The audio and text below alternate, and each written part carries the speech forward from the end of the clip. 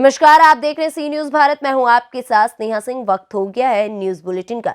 इस बुलेटिन में हम जानेंगे कि राज्य महिला आयोग की अध्यक्ष विमला बाथम कहां पहुंची, कैसे स्वतंत्रता के अमृत महोत्सव के तहत अयोध्या के गांव-गांव में होंगे कार्यक्रम, कहां ईंट से पथराव करते हुए एक वीडियो हुआ वायरल।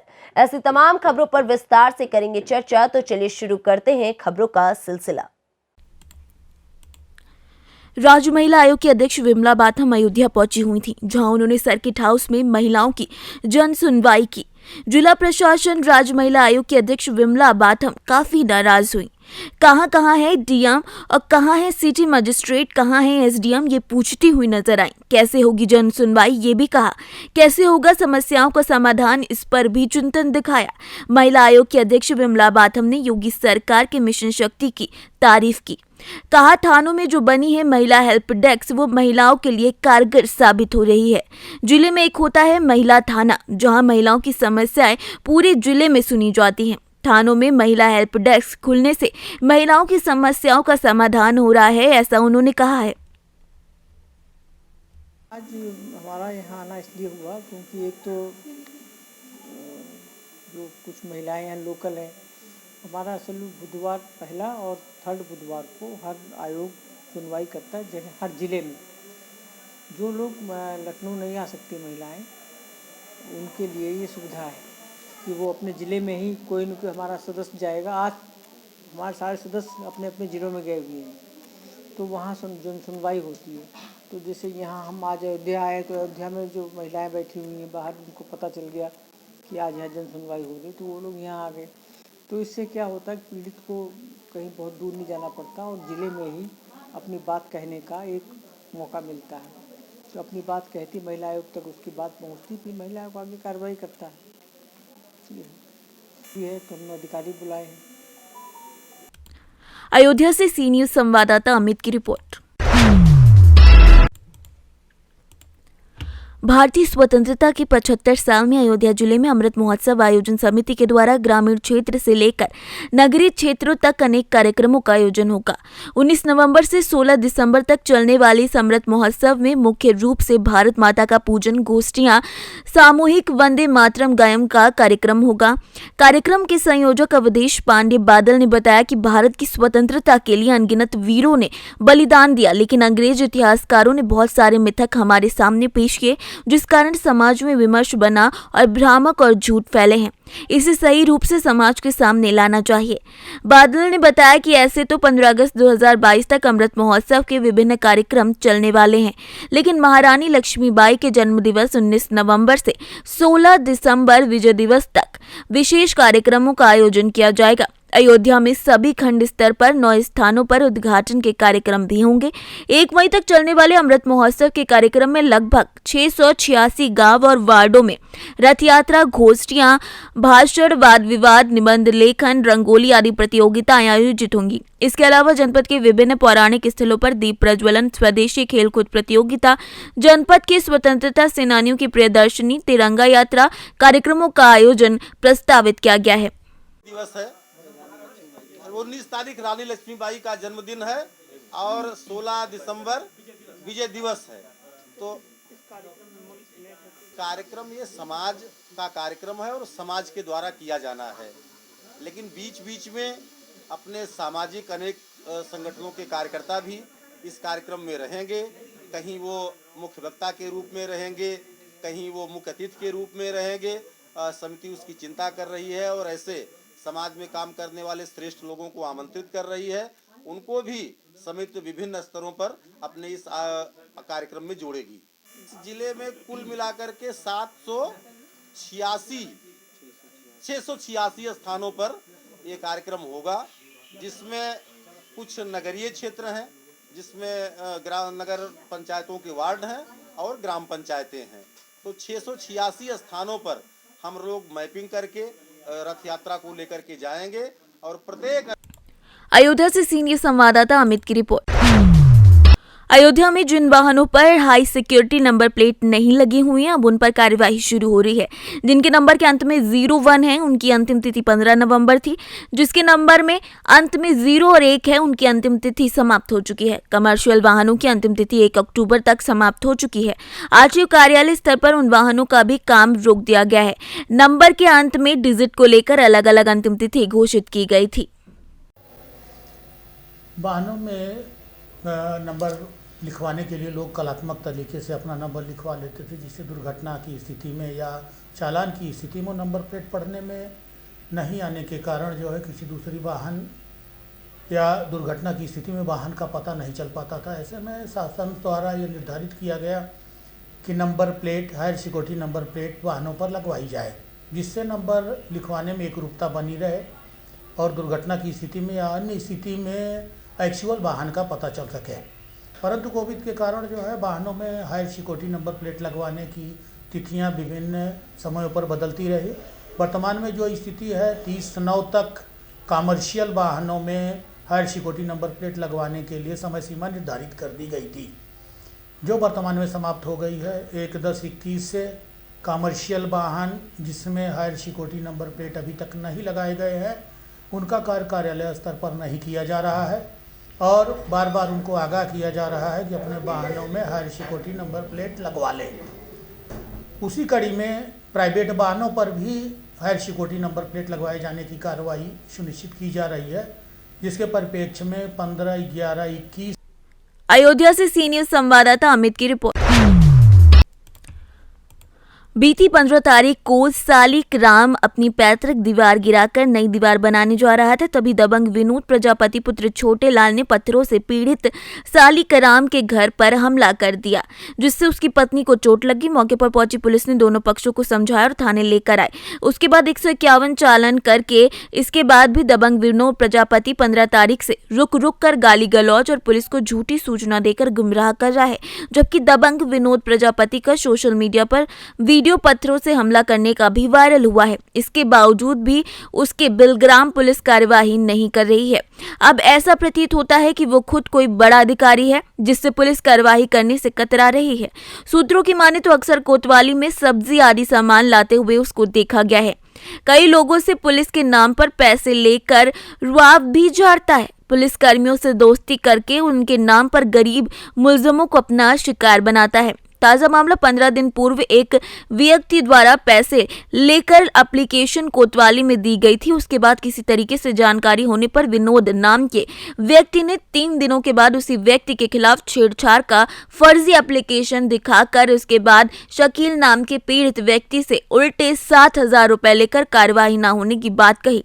ऐसे मामले में पुलिस मुकदमा पंजीकृत है, लेकिन पुलिस मेलजोल से पीड़ितों को न्याय नहीं मिल पा रहा है। अक्सर लोगों को आईजी के द्वारा डीजीपी का दोस्त बताकर ठगी करता है, लेकिन सूत्र बताते हैं कि पीड़ित से पैसा लेकर पुलिस को देने की बात कहता है।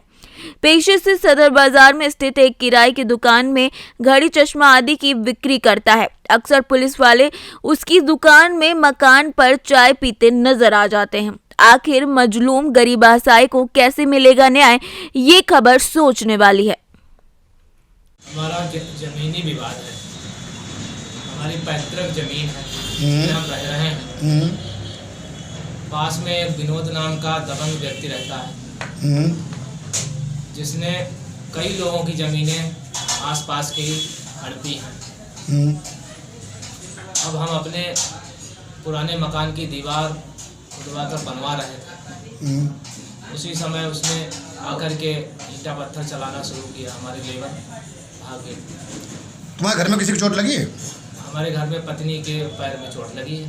ठीक है, तुम्हारा निर्माण कार्य चल रहा है, रोक दिया गया? नहीं, रोक दिया गया। अच्छा, अब तुम्हारे क्या तुम्हें क्या कहना है? हम ये चाहते हैं कि हमारा जो है निर्माण कार्य पुनः जारी किया जाए और हम पुलिस प्रशासन व शासन प्रशासन से मदद करें हमारी, और इस दबंग व्यक्ति के मनोबल को। हरदोई से सीनियर संवाददाता जितेंद्र की रिपोर्ट।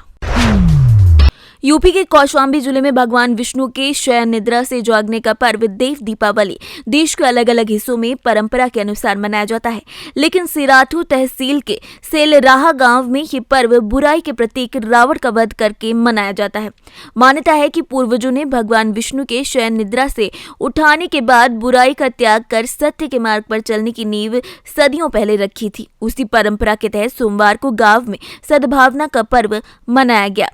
सेलराहा गांव में देव दीपावली के मौके पर भगवान सालीग्राम एवं तुलसी का विवाह कार्यक्रम महिलाओं ने मंदिरों, घरों, चौबारों में संपन्न कराया। देर शाम एक भव्य मेले का आयोजन ग्राम सभा की कमेटियों ने मिलकर किया। मेले के आयोजन से पहले रामलीला मैदान में बुराई के प्रतीक रावण वध का मंचन किया गया, जिसमें रावण के पुतले में आग लगाई गई। इस भव्य दृश्य को देखने हजारों की संख्या में ग्रामीण वहां पर उपस्थित थे। ग्राम प्रधान लवलेश कुमार ने बताया कि उसके गांव में देव दीपावली के पर्व पर रावण वध की परंपरा सदियों से चली आ रही है। पूर्वजों से वो सुनते आए थे और देखते आए थे। ग्राम प्रधान चुने जाने के नाते उन्होंने गांव की इस परंपरा को रीति रिवाज के साथ आगे बढ़ाया है। किस पर्पस से क्या ये मेले के पीछे की ऐतिहासिक परंपरा क्या है, किस लिए मेला आयोजित होता है? आज एकादशी है। ऐसी मान्यता है कि भगवान विष्णु आज सोकर जागते हैं, तो हम लोग गांव में सभी लोग मिलकर मेला मनाते हैं। उसके बाद रावण वध करते हैं। रावण वध के बाद हम लोग सब लोग मिलकर भाईचारा का एक प्रतीक अपने गांव के माध्यम से, सेलराहा पश्चिम के माध्यम से लोगों में एक संदेश पहुंचाते हैं। ऐसी मान्यता है। ये पूर्वजों से हमारी ग्राम पंचायत में मेला मनाया जाता है। मेरा नाम लवलेश कुमार यादव, ग्राम प्रधान।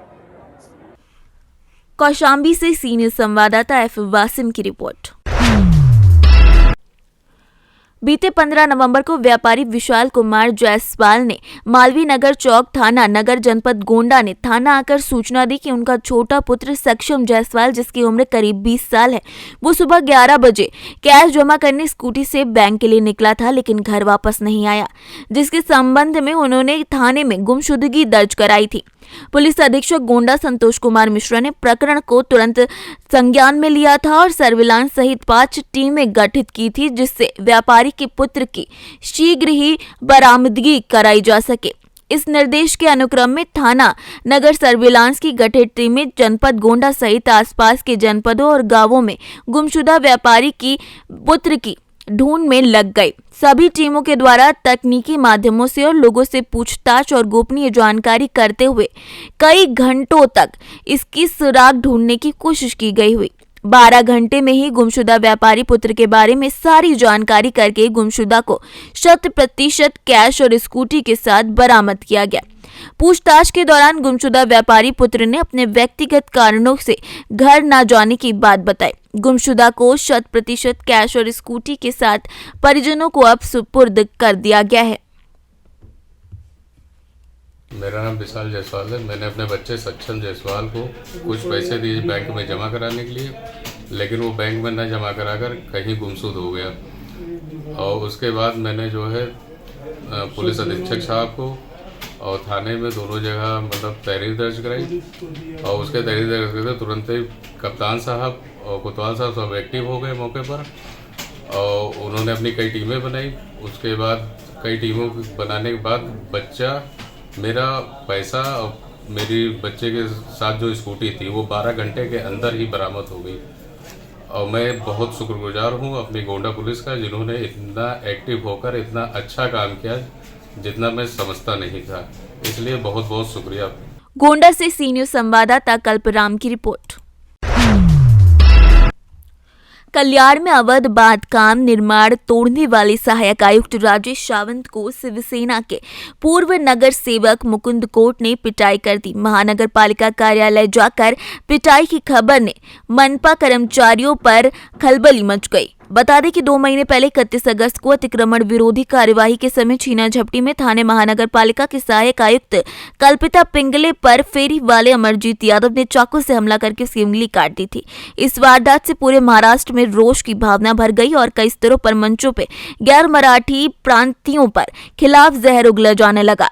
थाने महानगर पालिका के महापौर नरेश हमसे, मनसे के नेता, महाराष्ट्र के शहरी विकास मंत्री और थाने जिला अभिभावक मंत्री एकनाथ शिंदे तक फेरी वाले के खिलाफ सड़कों पर आ गए थे। लेकिन अब अवैध बांधकाम निर्माण पर तोड़क कार्यवाही करने वाले कल्याण डोंबिवली महानगर पालिका के सहायक आयुक्त राजेश सावंत की कल्याण डोंबिवली महानगर पालिका कार्यालय पर जाकर शिवसेना के पूर्व नगर सेवक मुकुंद कोट और महाराष्ट्र नवनिर्माण सेना के एडीएमसी के नगर सेविका रही उनकी पत्नी श्रीमती सुनंदा मुकुंद कोट 15 से 20 साथियों के साथ उपद्रव किया और आयुक्त राजेश सावंत द्वारा समझाने का प्रयास करने पर मुकुंद कोट ने गालियां दी और थप्पड़ मारा।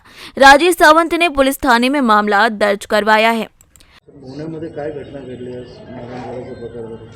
भोवण्यामध्ये आज सकाळी मी अनधिकृत बांधकामावर करायची कारवाई ठेवली होती।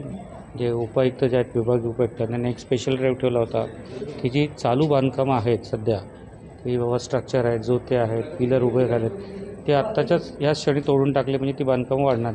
या अनुषंगाने एका स्ट्रक्चरची तक्रारी होती, त्या तक्रारीवरती आम्ही कारवाई करायला गेलो। त्या ठिकाणी जोतं बांधलेलं होतं, त्या जोत्यावर कारवाई करून जोतं आम्ही निष्कासित केलं। जोतं तोडताना त्या लोकांनी सांगितलं की या ठिकाणी पूर्वी मंदिर होतं, पण तिथे गेल्यानंतर तसं काही आढळून आलेलं नव्हतं की साधं एक जोतं म्हणजे जसं घराचं बांधकाम करायला जोतं असतं तसं जोतं होतं। ते जोतं आम्ही तोडलं, ते तोडून आम्ही दुसरी कारवाई करायला दुसऱ्या ठिकाणी गेलो होतो। तिथे एक G+1ची बिल्डिंग होती, तिच्यावरही आम्ही कारवाई केली आणि ती कारवाई करून ऑफिसला गेला असता मुकुंद कोट आणि त्यांच्याबरोबर एक 15-20 जण आले होते। त्यांच्याबरोबर बाचाबाची म्हणजे ऑफिसच्या आवारातच त्यांनी डायरेक्ट बाचाबाची केली। बाचाबाची करून डायरेक्ट तरी मारायला म्हणजे हात उचलला डायरेक्टली। त्यांना मी भरपूर समजून सांगण्याचा प्रयत्न केला, पण त्यांनी डायरेक्ट म्हणजे की ते मारामारी करायच्या हिशोबाने झालं कारण डायरेक्ट त्यांनी हात उचलला। त्याच्यानंतर मग मी माझे जे सुरक्षा रक्षक होते त्यांना बोलून त्यांना बाहेर काढला आणि आयुक्तांच्या निर्देशानुसार आता यांच्यावर 353ची केस दाखल केलेली सरकारी कामात अडथळा। महाराष्ट्र से सी न्यूज संवाददाता दीपक की रिपोर्ट। नगर के संयुक्त जिला अस्पताल में प्रबंधन की लापरवाही से मरीज इलाज के लिए भटकने को मजबूर हैं, लेकिन कोई सुनवाई को तैयार नहीं है। ऐसा ही एक मामला मंगलवार को समय सामने आया जब माठ तहसील के गांव टेठी गांव का रहने वाला युवक अपनी बीमार मां के इलाज के लिए घंटों इंतजार करता रहा, लेकिन स्टाफ ने उसे बैरंग वापस लौटा दिया। युवक सुशील शर्मा ने बताया कि वो अपनी बीमार मां को लेकर सुबह अस्पताल आया था, लेकिन न तो उसे किसी चिकित्सक ने देखा और न ही किसी स्टाफ ने प्राथमिक उपचार दिया। बीमारी के कारण उसकी मां के मुंह से खून भी आ रहा था, उसके बावजूद किसी चिकित्सक ने ध्यान नहीं दिया। पीड़ित युवक ने योगी सरकार से अस्पताल की लापरवाही पर गौर फरमाने की अपील की है। क्या नाम है आपका? मैं सुशील कुमार शर्मा जी, आप कहाँ हैं? यहाँ पर क्या समस्या है? ये मेरी माँ है, मैं बीजेपी से बूथ अध्यक्ष हूँ। काफ़ी दिन से बहुत परेशान है, हमारी हालत बहुत गंभीर है, कमाई धमाई का कोई साधन नहीं है। गांव में लॉकडाउन के चलते हुए काफ़ी तंगी से गुजरना पड़ रहा है। उसको लेके मैं यहाँ जिला हॉस्पिटल मायावती केंद्र आया हूँ। यहाँ पे कोई 1 घंटे से हमारी माँ पड़ी हुई है, ना तो 7 नंबर में डॉक्टर हैं और ना इनको कोई दवा ववा दी गई है और ब्लड आ रहा है उनके उससे बलगम से।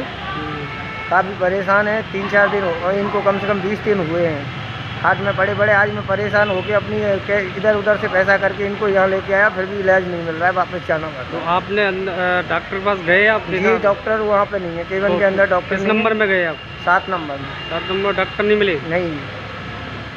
तो और स्टाफ वगैरह से आपने पूछा, क्या कह रहे हैं? हाँ जी, पूछा है, आदमी ऐसे ही चला रहे हैं। मथुरा से सी न्यूज संवाददाता शरद मेहरोत्रा की रिपोर्ट। कोराव प्रयागराज कांग्रेस पार्टी की राष्ट्रीय महासचिव और उत्तर प्रदेश प्रभारी प्रियंका गांधी एवं प्रदेश अध्यक्ष अजय कुमार लल्लू के निर्देशानुसार जिला उपाध्यक्ष यमुना पार कोराव, विधानसभा प्रभारी आनंद प्रकाश शुक्ला उर्फ बबलू और ब्लॉक अध्यक्ष कोराव आसाराम मिश्र के नेतृत्व में विधानसभा कोराव में कांग्रेस पार्टी की प्रतिज्ञा पद यात्रा निकाली गई। कार्यक्रम बुधवार को वरिष्ठ कांग्रेस नेता छोटेलाल कोल की अगुवाई में निकाली गई। प्रतिज्ञा पद यात्रा कोराव विधानसभा क्षेत्र के न्याय पंचायत पसना, कपूरी, अकबर शाहपुर, शिरोखर, दुगरा, बखियारी बतौर होते हुए जवाइन गांव पहुंची। प्रतिज्ञा पदयात्रा में कांग्रेस कार्यकर्ताओं ने बढ़ती हुई महंगाई पर रोक लगाओ और डीजल, पेट्रोल, रसोई गैस, खाद के दाम कम करो का नारा लगाते हुए भाजपा सरकार का विरोध पदयात्रा के दौरान किया। पदयात्रा के दौरान जिला उपाध्यक्ष यमुना पार कोराब विधानसभा प्रभारी आनंद प्रकाश शुक्ला ने जवाइन गांव में नुक्कड़ सभा का आयोजन किया और संबोधित किया। कहा कि महंगाई से आम जनता परेशान हो चुकी है। कांग्रेस पार्टी वादा करती है कि प्रतिज्ञा लेकर जनता के बीच आई है। नुक्कड़ सभा को जिला महासचिव दिनेश चौधरी और ब्लॉक अध्यक्ष आसाराम मिश्रा ने संबोधित किया। पदयात्रा में प्रमुख रूप से केवी सिंह पटेल, रमापति मिश्रा, संतोष दुबे, शिव पूजन सिंह पटेल, धनंजय द्विवेदी, पुष्पराज, शिव प्रकाश मिश्रा सहित सैकड़ों की संख्या में पदाधिकारी और कार्यकर्ता शामिल रहे। प्रयागराज से सीनियर संवाददाता अनिल कुमार मौर्य की रिपोर्ट। फिलहाल इस न्यूज बुलेटिन में बस इतना ही। देश विदेश की ऐसी तमाम खबरों को देखने के लिए बने रहे सी न्यूज भारत के साथ।